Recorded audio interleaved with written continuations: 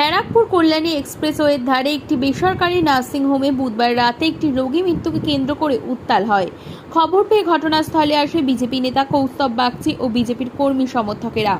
সেখানে গিয়ে ডাক্তারদের এবং নার্সদের সঙ্গে বিতর্কে জড়ায় এবং তাদের থ্রেট দেয় বলে অভিযোগ।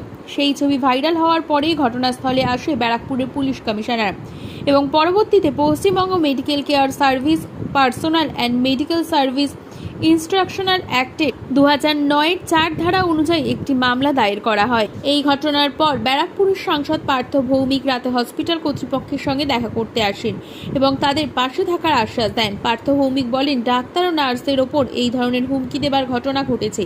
এই ধরনের ঘটনা নিন্দনীয়। সবার সম্পর্কে কথা বলা মানে তাদের গুরুত্ব বাড়ানো, আমি সেটা বলছি। ডক্টর অমৃত ঘোষ ব্যারাকপুরের খুব পপুলার ডাক্তার।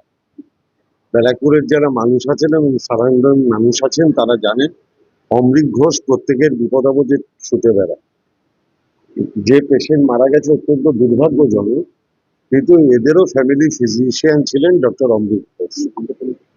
স্বাভাবিকভাবে এই ভদ্রলোকের হার্টের প্রবলেম ছিল, তাকে প্রথমে বিএন বোস, তারপরে সাগর দত্ত সব জায়গায় নিয়ে যাওয়া হয়। যখন সাগর দত্ত রেফার করে তখন এই পেশেন্ট পার্টি ডক্টর অমৃত ঘোষকে ফোন করে যে আপনাকেই দেখাবো। তখন ডক্টর অমৃত ঘোষ ওনাকে সাজেস্ট করে যে আপনি সারদায় ভর্তি করে দিন। তারপরে এখানে ভর্তি করার পরে according to the version of doctor যে ওনাদের কাছে একটা বন্ড চাওয়া হয় যে এনজিওগ্রাম করা হবে, আপনারা সেই বন্ডটা দিন। ওনারা বাড়িতে আলাপ আলোচনার দীর্ঘ সূত্রতার জন্য সেই বন্ডটা দিতে দেরি করে।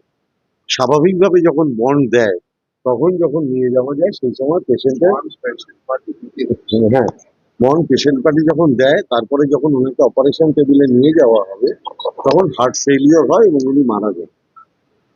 দেখুন, এবার যদি এখানে ডাক্তারের কোনো গাফিলতি থাকতো তাহলে অতি অবশ্যই পেশেন্ট পার্টি তারা ডাক্তারের নামে কমপ্লেন করতেন, এফআইআর লজ করতেন, কাউকে বলতেন যে আমার বিনা ডাক্তারের গাফিলতিতে আমার বাবার মৃত্যু হয়েছে।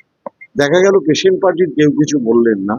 কোনো এক ব্যক্তি বাইরে থেকে এসে তিনি তার নিজেকে এস্টাবলিশ করার জন্য ডাক্তারের নামে অশ্রাব্য কুৎসিত গালিগালাজ, যিনি অত্যন্ত পপুলার ডাক্তার তার নামে নার্সিংহোমের স্টাফদের মারধর করা, ডাক্তারকে হেনস্থা করা, অশ্রাব্য গালিগালাজ এটা তিনি করলেন।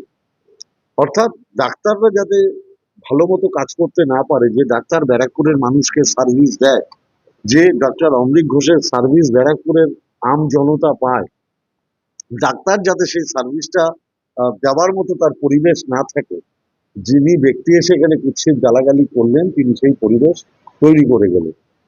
আমি ডাক্তারের সাথে কথা বলেই জানতে পারলাম তিনি ইতিমধ্যে এফআইআর করেছেন এবং ডাক্তারদের অ্যাসোসিয়েশন একটা এফআইআর করেছেন। আমি পুলিশ প্রশাসনের ওপর আস্থাশীল।